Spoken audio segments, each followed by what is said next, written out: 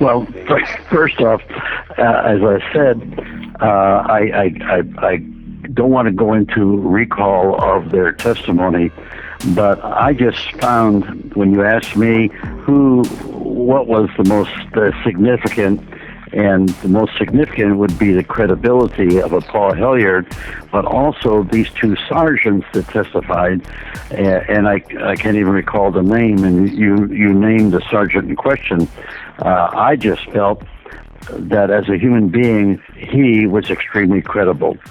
And so I can take that at face value, that he saw the craft hovering, was able to touch it, and there were no ill effects that he suffered as a consequence of that. Now, in greater detail, what he wrote down at the time, I just don't recall the specific details of that testimony. So what happens when you get to be my age, you get a sense of the person and the righteousness of the comments, and that's more than enough to satisfy you. You know, we actually joined by a caller, if I'm not mistaken. This is Dr. Roger Lear. Dr. Lear, how are you this evening? Fine, John. How about yourself? Excellent. You are live on the radio right here with Senator Gravel. Do you have any questions to ask him? Oh, my goodness. Hi, Mike. How are you? For my age, not bad. Well, I guess I can about say the same. So how are things going? Well, I've slowed down a little bit. I've just been doing speaking engagements. I haven't been doing much writing.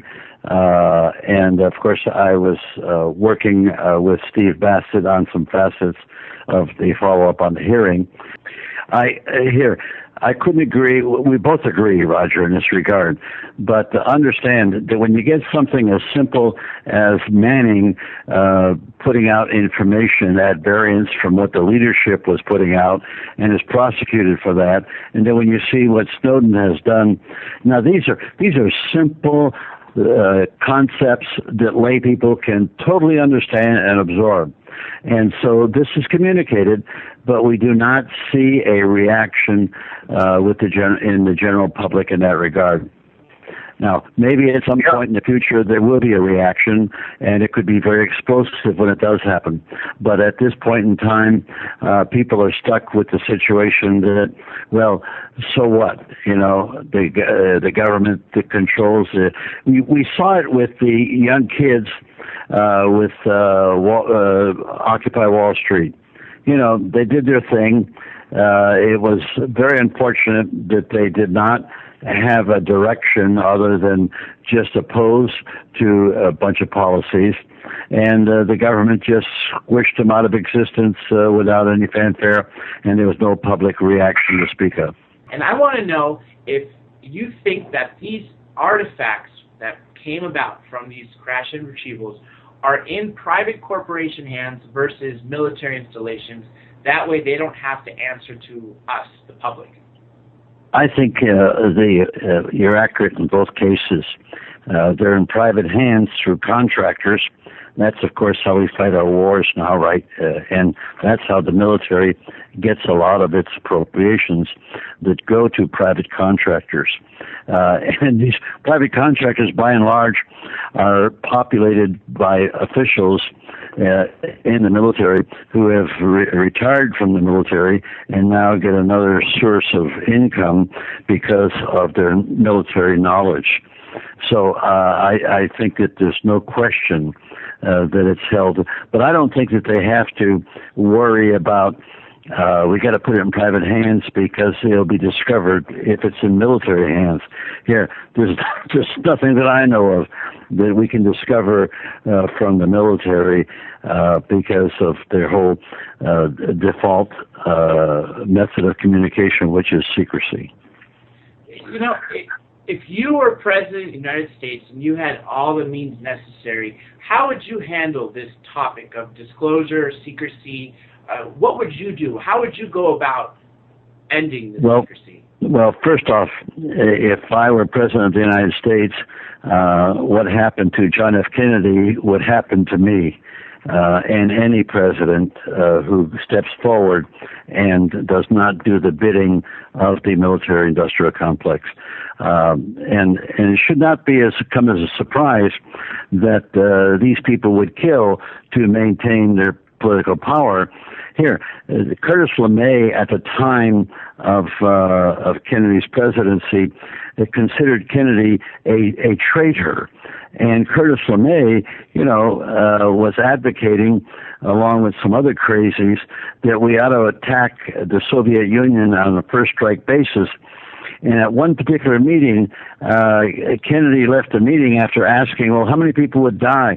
Well, there'd be 100 million that would die probably in the first few hours. And Kennedy left the meeting abruptly, as saying to his assistant that, and we call ourselves the human race. How true this is. I mean, these military people sit around and plan the eventual death of millions and millions of people, and it's no big deal. And so when they sit in the councils to make policy, they carry forward that same attitude, which is a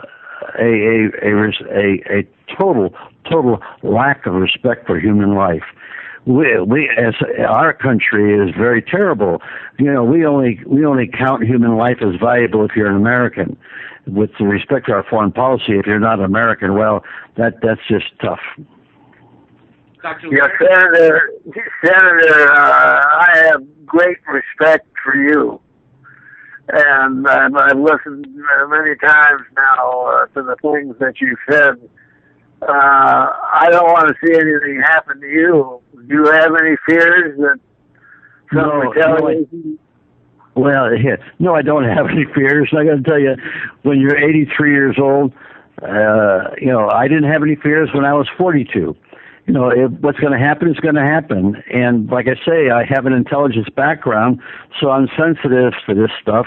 But I just don't think that I'm always reminded of one cliche which really says it all: is a coward dies 1,000 times. The courageous only die once. That's absolutely true. That's absolutely true.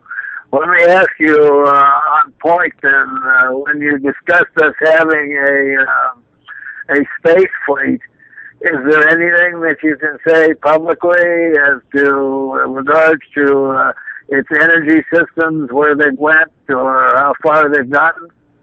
Well, you recall at the hearing, I think it was the last panel, and the name of the doctor, academic, escapes me. He wrote a book.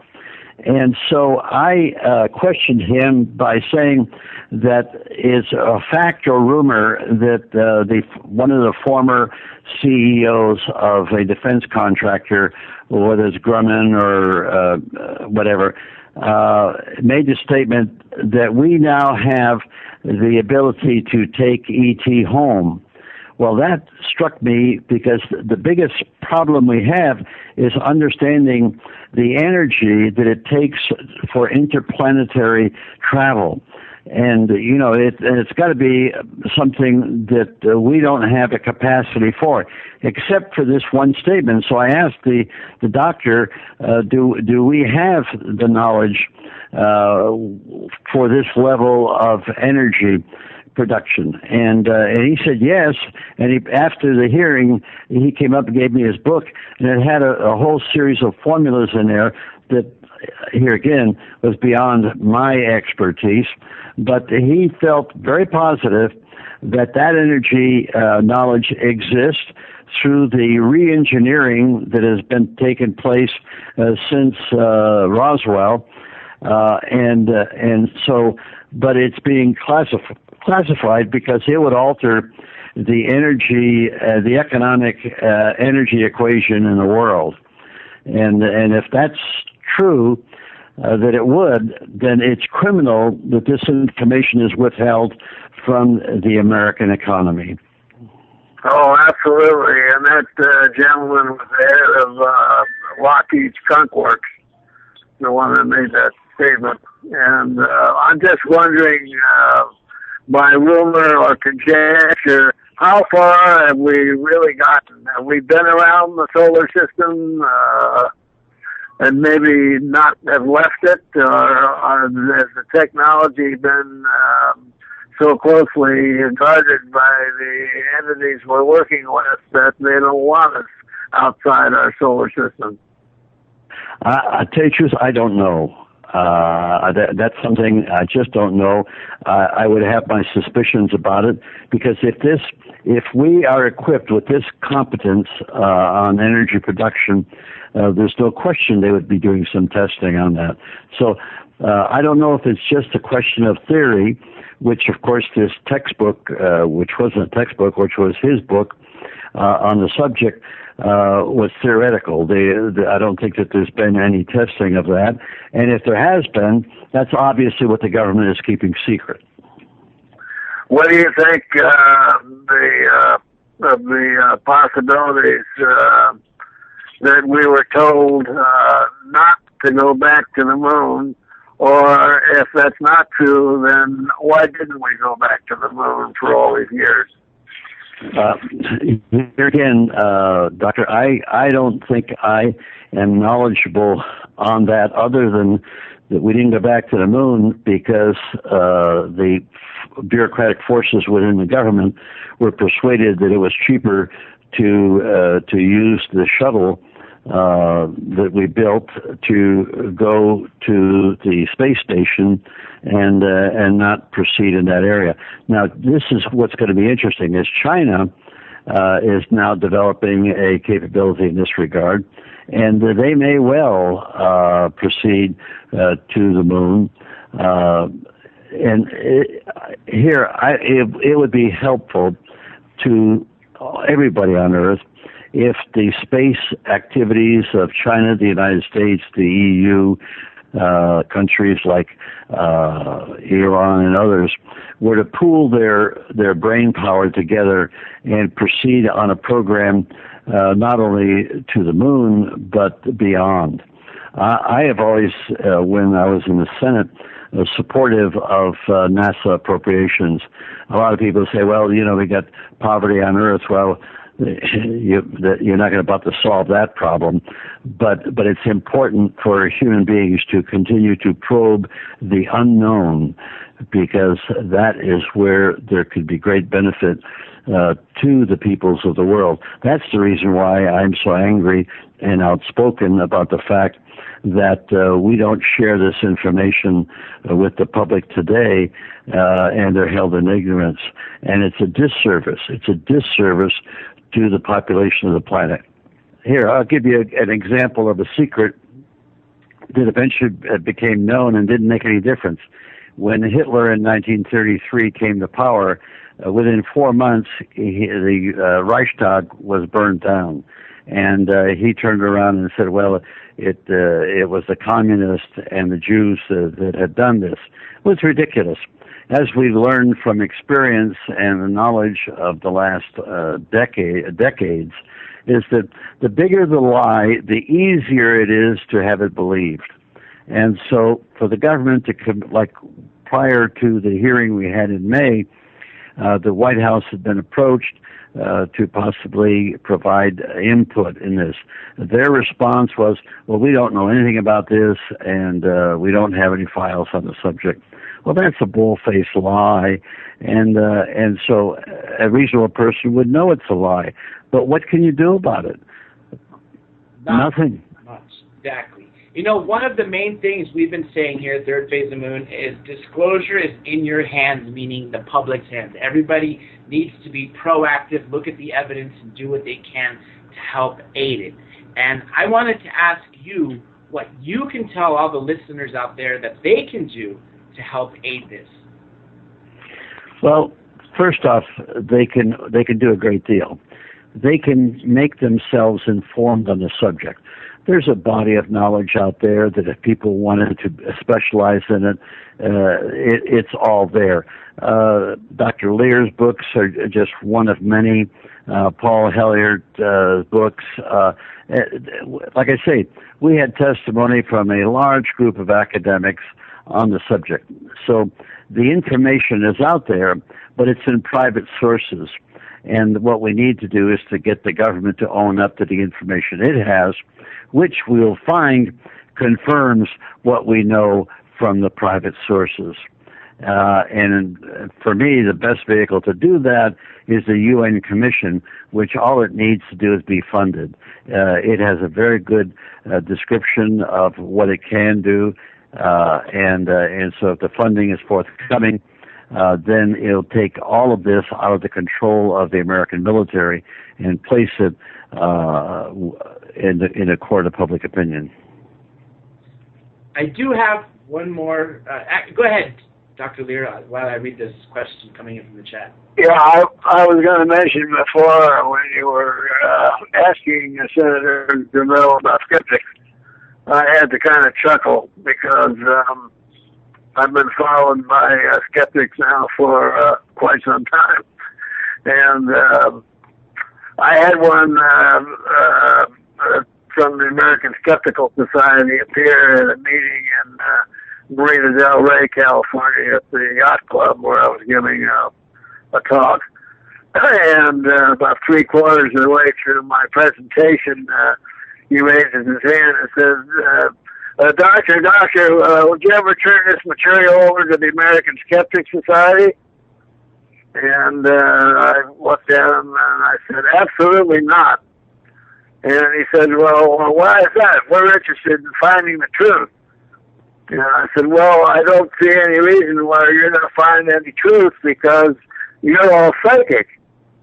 And he blustered and said, psychics? Why? We don't believe in psychics, and et cetera, et cetera, et cetera. I said, well, what other explanation do you have then if you know all the answers, but you never bothered to look at the data? And with that, I think the rest of the room turned around and started laughing at him. They actually laughed him out the door. Very well. Very good. Anyway, here's another question for the chat. I'm not sure if you know it, but it says, do any of your guests, meaning Senator and Dr. Lear, do you know anything about a government project to build a Dyson sphere? To build what? It says here, Dyson sphere. I'm not familiar. Okay. So whoever's listening out there who sent that, there you go. That's the answer. Oh, let me change gears. Obviously, we're working real hard with Stephen Bassett and PRG to end this truth embargo. We've continually had many of the witnesses appear on this show before and after the hearing, and we're still keeping it alive constantly with speaking about it and, again, with the witnesses. But aside from going that route, do you think it'd be best if we go multiple routes? Let's just say we do the UN. We also shoot to get one of Dr. Lear's articles into a peer-reviewed journal and distribute it to the top academic places. And maybe even going to a third world country and helping them disclose, a country that may be kept out of the loop and then force the government to disclose. What do you think about those options? Well, we have France, which has given us all the information that they've collected. We have various South American countries likewise. So I don't know what more we could do in the international arena. That's the reason why I'd like to see the commission funded, because then it would be their job to collect this data on an ongoing basis. Dr. Lear? Well, I think that basic psychology is that if you're going to go down, go down fighting. And I see nothing wrong with all three approaches. Although if you look at it logically and with the experience that the senator has, we probably have the least to look forward to in going before Congress. But as getting a peer-reviewed article done in a foreign country, I have been approached by a PhD scientist in Brazil that did want to do this. Also, we've gotten some interest in, we've got an article into an international organization that I won't mention on the air, But that is a possibility. And then the third factor is using multiple nation states. They all have different forms of government and perhaps don't see eye to eye. But for example, at the citizens' hearing, we found out that Uruguay was number one as far as a country who was able to get this information out to the public. But then there was some question about Uruguay and its relationship with the surrounding countries. So there's interpolitical adventures there that you have to consider. So it makes the subject very complex. But as I said in the beginning, I don't think too much is bad for anything. Hear, hear. Some people argue that the reason the ET presence is withheld from the public is because it would collapse the economy. Because if we started to see the technology they used to get here, then we would do away with all our fossil fuels, and that would collapse our economy as a whole. Some people refer it as the petrodollar empire. What do you think about that, Senator? Do you agree or disagree? Well, first off, it's ridiculous. You won't collapse the economy. In fact, you'll have an economic boom. Here, when the computer and the internet came along, the same logic would say, "Oh God, this is so fundamental. Well, it really will alter everything in the negative." Well, it didn't alter in the negative. It altered in the positive and made us considerably more productive. That's what discoveries are all about, and the technology that we are getting from science is really a boon to human society. So to make the opposite argument, I think, is infantile at its best. I agree 100%. I think that all the considerations given, for example, you mentioned before the NASA budget. We're spending X amount of dollars on space projects going to the moon, but that is translated into a multitude of civilian projects, which is employed thousands, if not millions, of people in a direction in which they never even would have thought of before. Very much so. And the human element of that is so significant. As if you recall, the first going around the Earth in a satellite in this little vehicle, that what got people's attention was the fact that you could look out the window and see the planet. And the fact that a window was so important to the attitude of the astronauts, it just proves that sometimes the most fundamental aspects of human activity are really what we need to adhere to or to understand to propel us forward.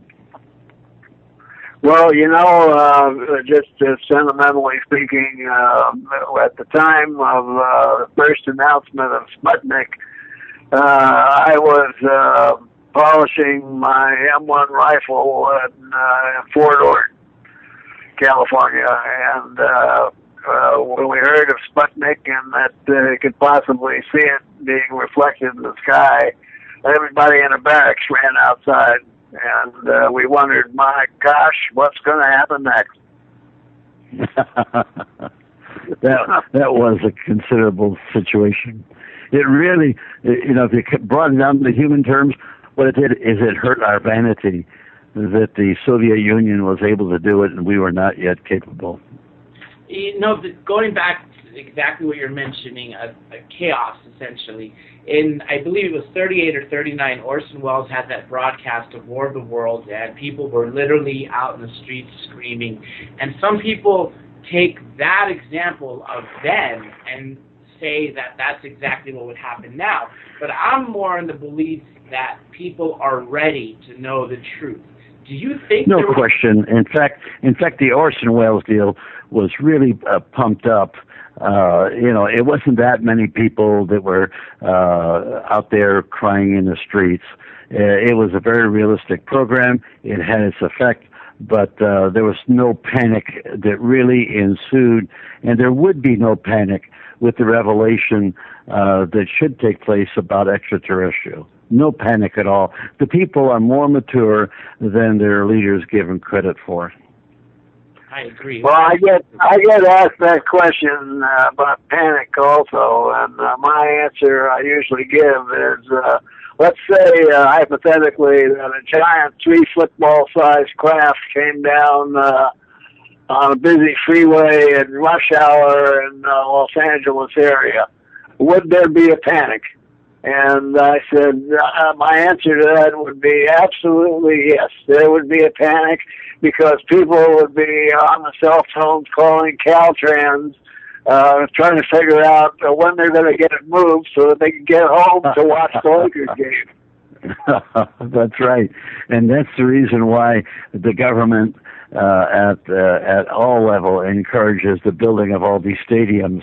It's a little bit like the Roman Colosseum. You got to get the people interested in something, so get them interested in sports, and that way they won't worry about how they're governed.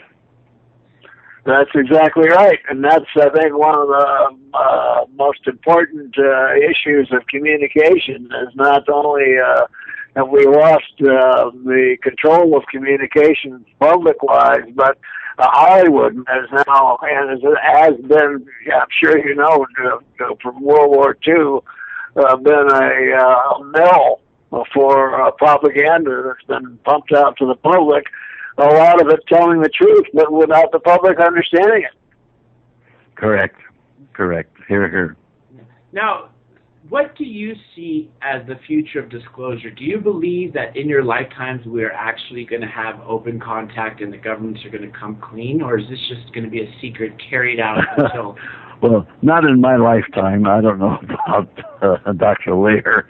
He may have a few more years than I have left, but I'll be lucky to live to 90 years old, and I don't think this is going to be addressed and solved in the next 7 years.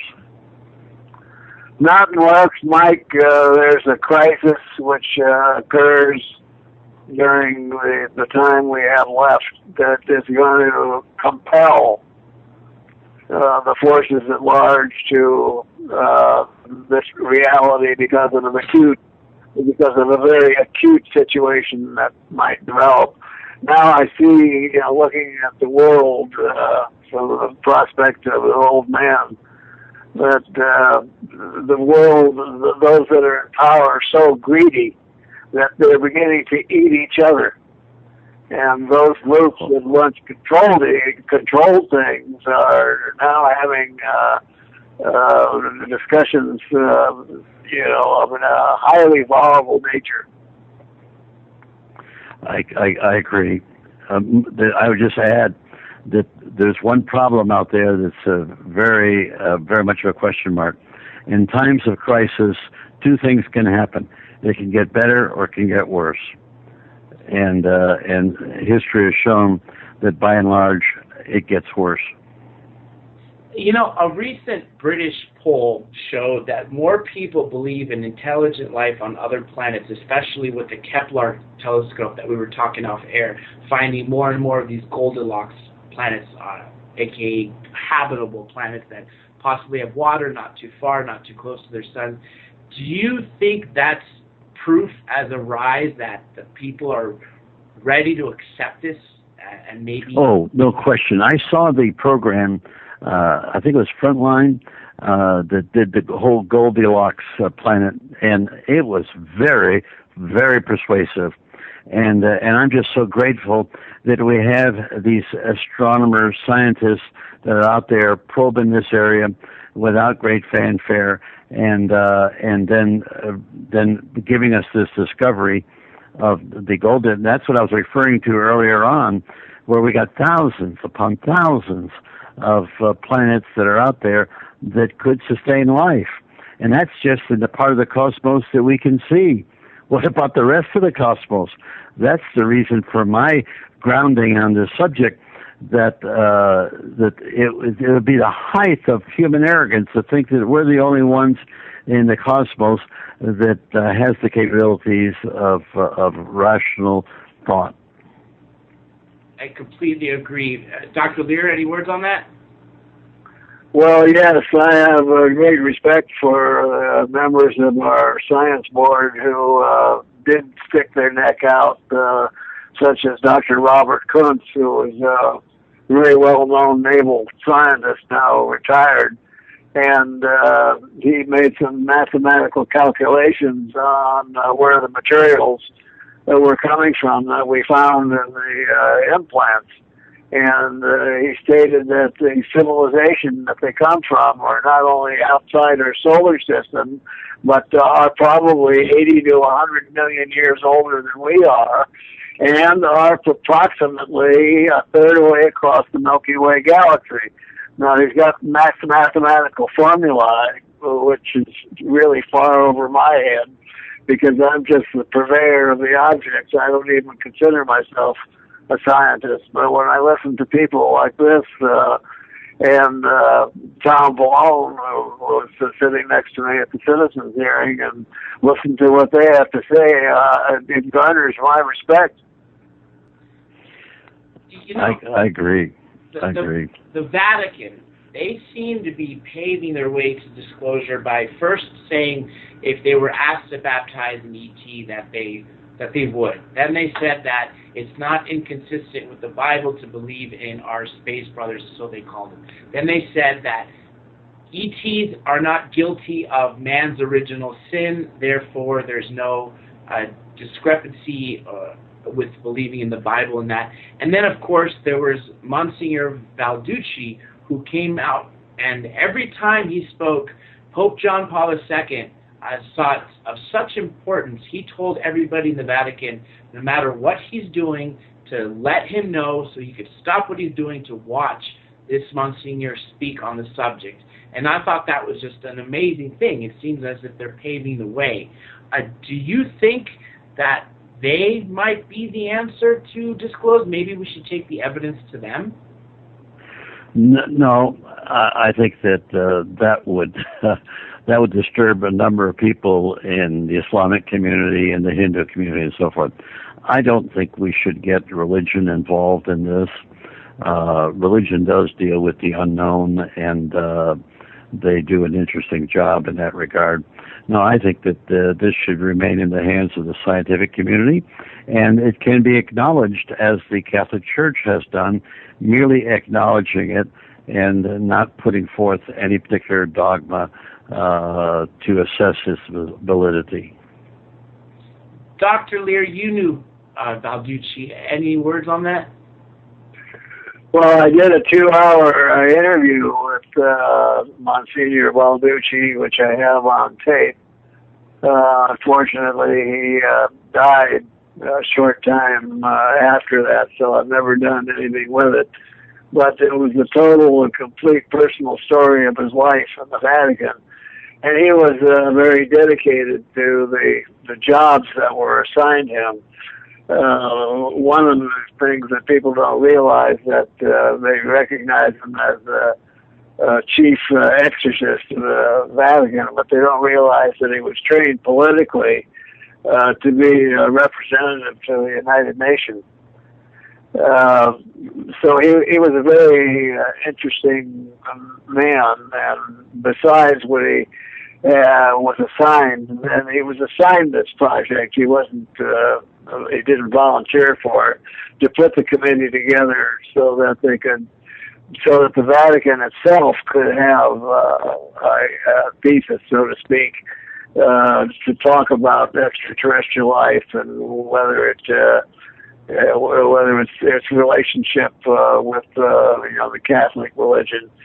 But I agree that we wouldn't get any help informing the world through Catholicism or Judaism or any of the other major religions. Religions are unto themselves, and I've been responsible for probably more deaths than political regimes. But Senator, we're coming down to the last minute of the show, and I wanted to ask you two things. What's coming up for you with regards to this initiative and Stephen Bassett's initiative, which we are helping? And also, what any closing words that you can tell us as journalists that we can do to help this issue, and any closing thoughts from you? Well, I've been helpful in getting a corporation, nonprofit corporation, into the hands of Stephen Bassett's group so that they could pursue and do some serious fundraising. And beyond that, I'm available at any time to help him out, and he knows that. With respect to any final word I have, I really rest on the fact of the problem with the hubris that human beings have, and I think it's the height of arrogance to deny the possibility of extraterrestrial activity. Based on